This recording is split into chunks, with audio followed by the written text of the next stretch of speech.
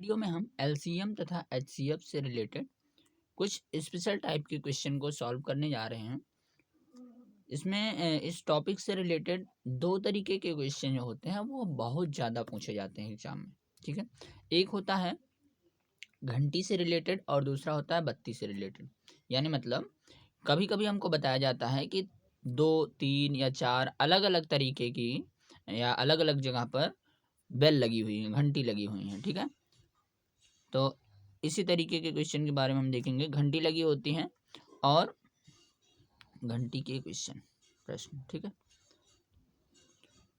तो यहाँ पर क्या होता है, 2 3 अलग जगह पर या फिर अलग प्लेस पर घंटी लगी होती है और उनका जो घंटी के बजने का जो अंतराल होता है वो कुछ टाइम बताया गया होता है। ठीक है, जैसे मान लो हमारे पास कुछ एक घंटी यहाँ पर है। ठीक है, दूसरी घंटी यहाँ पर है और मान लो हमारे पास 3 घंटियाँ हैं। ठीक है, 3 घंटी लगी हुई हैं और ये तीनों घंटी जो है कुछ अलग अलग अंतराल पे बजती हैं। ठीक है, 3 अलग अलग घंटियाँ हैं और मान लो एक घंटी जो है 10 मिनट के अंतराल पर बज रहा है।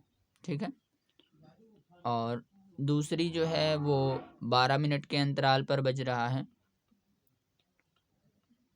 दूसरी जो है 12 मिनट के अंतराल पर और तीसरी जो है वो 18 मिनट के अंतराल पर बज रहा है। ठीक है, तो इस तरीके से हमारे पास 3 घंटियां हैं जो अलग अलग टाइम इंटरवल पर बज रही हैं। ठीक है, तो इसमें हमको बताया जाता है कि कोई एक टाइम दे दिया जाएगा कि मान लो कि 10 बजे सुबह ये घंटियां जो हैं बजी हैं। ठीक है, सुबह 10 बजे ये घंटियां एक साथ बजी हैं। ठीक है, 10 बजे सुबह। ठीक है, ये एक साथ बजी हैं। तो फिर पूछा जा रहा है कि अब ये दोबारा कब किस टाइम पर ये दोबारा एक साथ बजेंगे, है ना। तो हम क्या करेंगे, इसमें इस तरीके के क्वेश्चन में हम इसका लासा निकालते हैं, एलसीएम। ठीक है, जब भी हमको टाइम इंटरवल दिया गया हो, है ना, इस तरीके से कोई टाइम दिया गया हो और उसके बाद इसका टाइम इंटरवल दिया गया हो कितने कितने समय के बाद में ये घंटियां जो है बज रही हैं और उसके बाद पूछा जाए कि अब वो दोबारा कितने बजे एक साथ बजेंगी। ठीक है, तो इस तरीके के क्वेश्चन जब भी हमसे पूछे जाए तो हम वहाँ पर लासा ही निकालते हैं। ठीक है, एलसीएम निकालते हैं, ये जो समय का अंतराल दिया गया होता है इनका। ठीक है, तो हमको यहाँ पर 10 12 तथा 18 दिया गया है तो हम इसका लासा निकालते हैं। ठीक है, 10 12 और 18 का हम क्या करेंगे, लासा निकालेंगे, एलसीएम। ठीक है,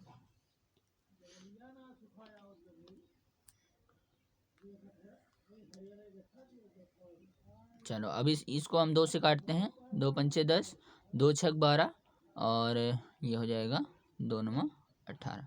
अभी 6 जो है वो 2 से कटेगा तो 2 से अभी पहाड़ा ले जाते हैं, 2 से काटते हैं, 2 तियाँ 6 और यहाँ पर 9 हो जाएगा। फिर उसके बाद अभी ये 2 से नहीं कटेगा, अब हम उससे बड़ी संख्या 3 से काटते हैं तो यहाँ पर 5 हो जाएगा, यहाँ पर 1 है ना, और यहाँ 3 त्रिका 9। अभी भी ये 3 जो है 3 से कट जाएगा तो यहाँ पर 3 से भी ले जाते हैं और ये 5 हो जाएगा, ये 1 और ये भी 1 और लास्ट में हम 5 से इसको भाग देते हैं तो यहाँ पर 1 1 और 1। इस तरीके से हम इसका एलसीएम निकाल लेंगे, इसको गुणा करा लेते हैं। ठीक है,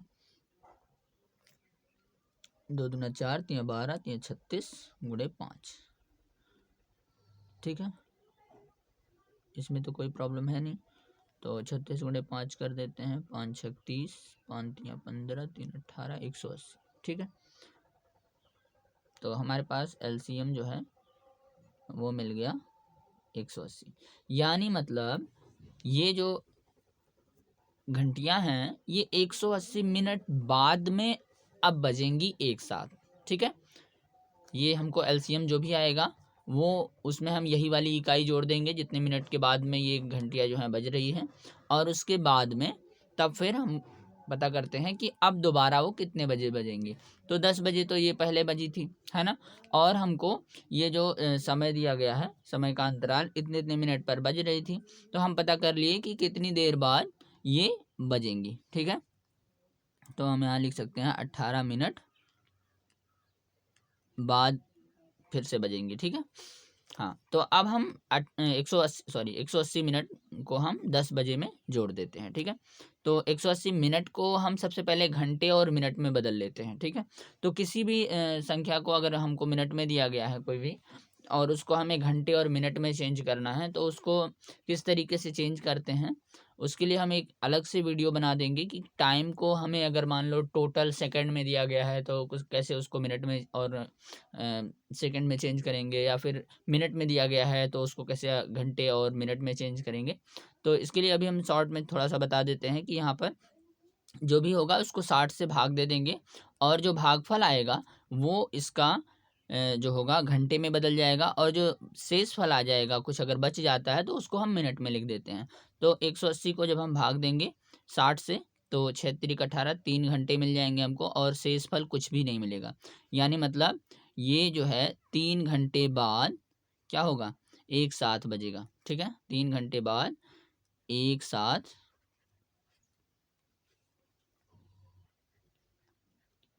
बजेंगे। ठीक है,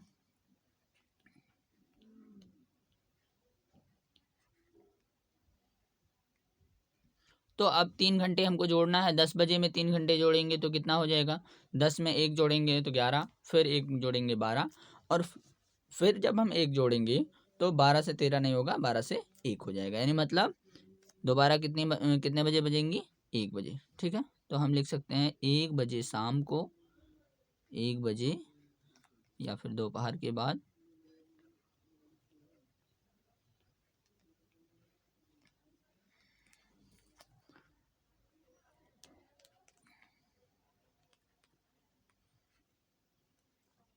दोबारा एक साथ बजेंगी। ठीक है,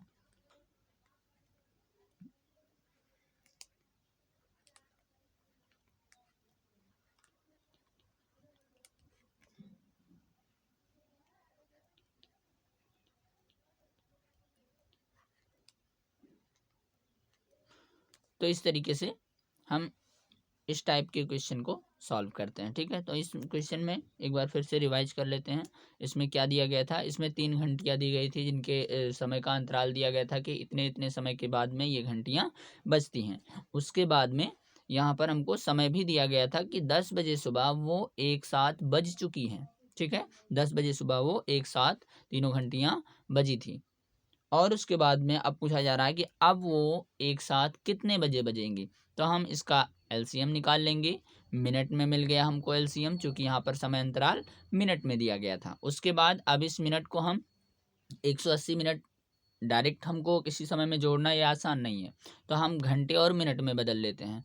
तो घंटे और मिनट में बदलने के लिए हम 60 से भाग देते हैं, जो भागफल आता है वो घंटे में आता है, और जो शेषफल आता है वो मिनट में आता है। तो हमको मिनट कुछ भी नहीं मिला है, मिनट 0 मिला है, और 3 घंटे मिले हैं। ठीक है, तो यहाँ पर 3 घंटे को हम 10 बजे में जोड़ देंगे, और 10 बजे में जब 3 घंटे जोड़ते हैं तो हमको 1 मिलता है। ठीक है, 1 बज जाते हैं दोपहर के, और तब वही जो टाइम होगा उसी टाइम पे ये तीनों घंटियाँ एक साथ बजने वाली हैं। ठीक है, इसके बाद हम बत्ती के जलने वाला जो प्रश्न होता है उसको अगले वीडियो में देखेंगे। इस वीडियो में हम इसी क्वेश्चन को केवल देखेंगे, और उसके बाद में तब फिर हम जब एक तरीके से कॉन्सेप्ट को सब समझ लेंगे, उसके बाद तब फिर क्वेश्चन जो है कुछ और भी इसके अलावा सॉल्व करेंगे। ठीक है।